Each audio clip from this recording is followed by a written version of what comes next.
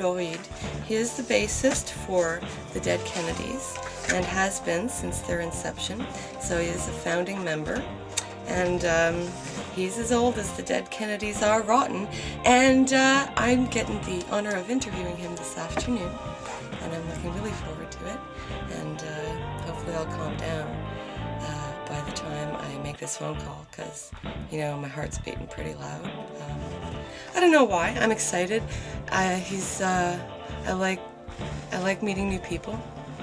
I like talking to new people. You never know what you're going to learn or what new perspective you're going to discover when you do. Even when you think you know someone, you can sometimes learn something different about them. So I want to thank you very much for taking the time to speak with me today.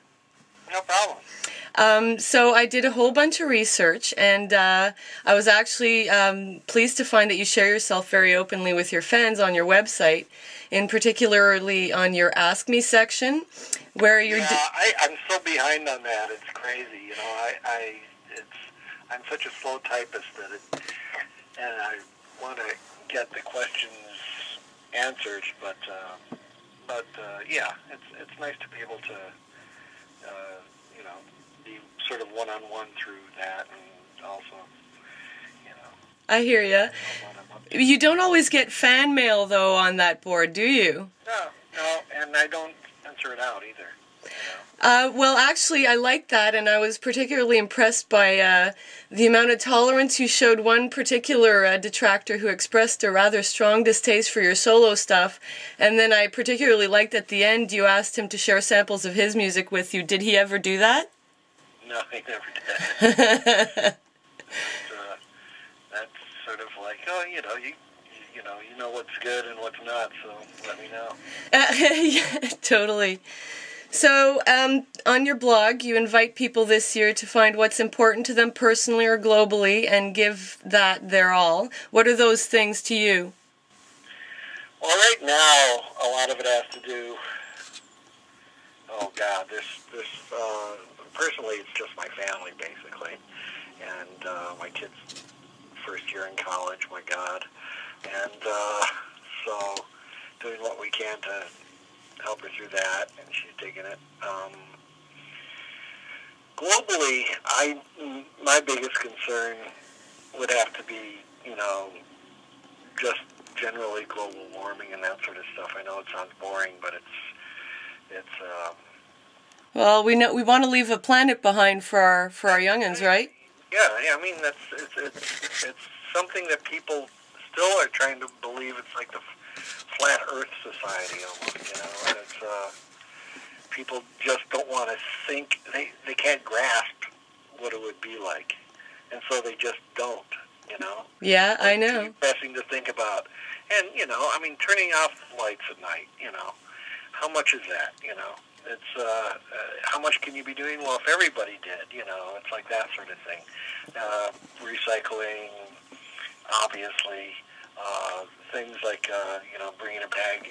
It's now, you know, it's not a law that you have to bring a bag to supermarkets and stuff like that here, but they charge you for the bags if you don't bring a bag, which is at least a step in the right direction, but it's not going to stop. The thing is, so anyhow, I could... You could go on all day. I just, one of my lady friend, her kid is just, she's going to Chatham College over in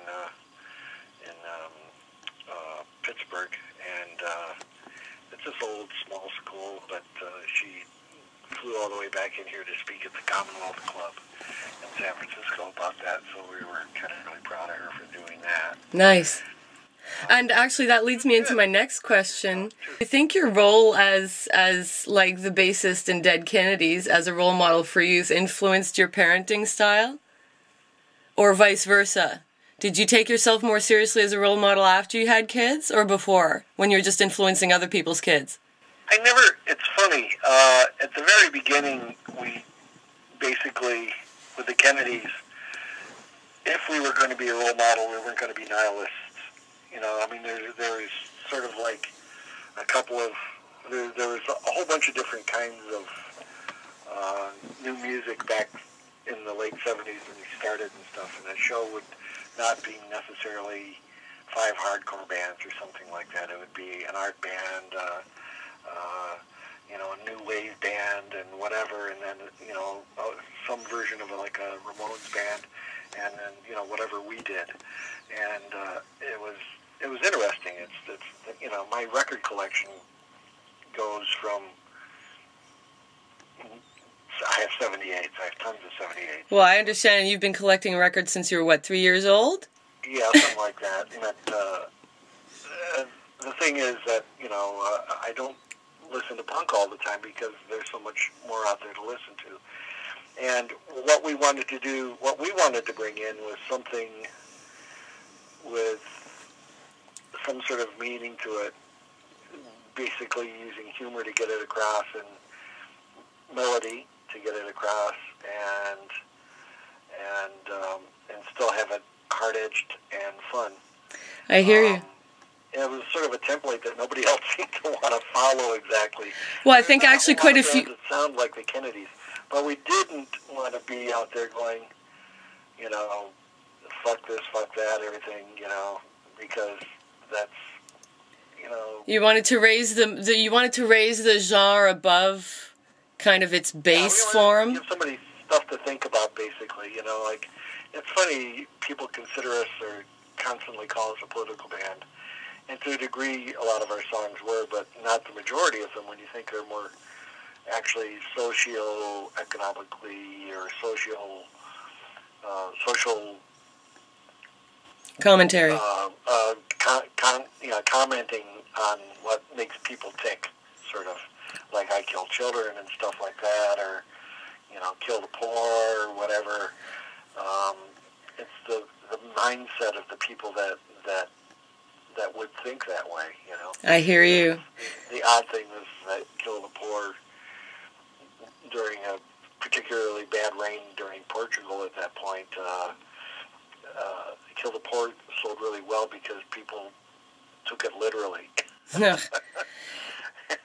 And, when we finally got over to Portugal, when we reformed it, we had to make it clear that, no, this is sarcasm. By that point, things have changed quite a bit anyhow. But so do you think punk is relevant today as it was when it first started out, or is it just a fashion statement now? It's both. It depends on the band. Okay. I think it's relevant. I think if somebody gets out there and does relevant stuff, I even think Green Day, can be considered relevant punk. When they, went to a major label and they've done some rock star sort of things. Yeah. But the idea of reaching more people is not a bad thing. And they hadn't changed their politics from what I can hear from their lyrics at all from what it used to be. So,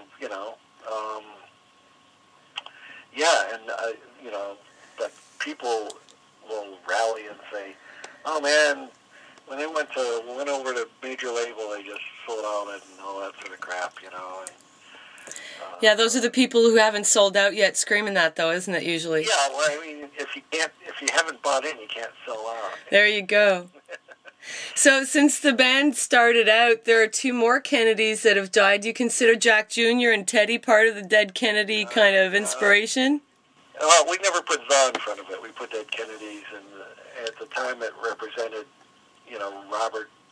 primarily Robert and John, Sr. and the idea was that it was it represented the death.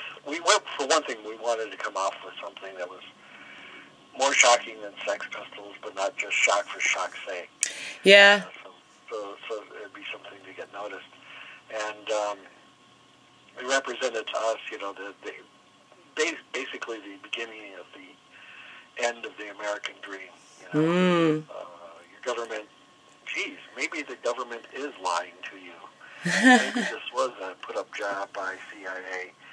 Maybe things like that are going on. You keep talking like that, we're all going to get black bagged. You know that, eh? Well, I mean, people at that point, though, it seemed to be around then that it was really seriously a change in how people looked at how the United States government was treating them.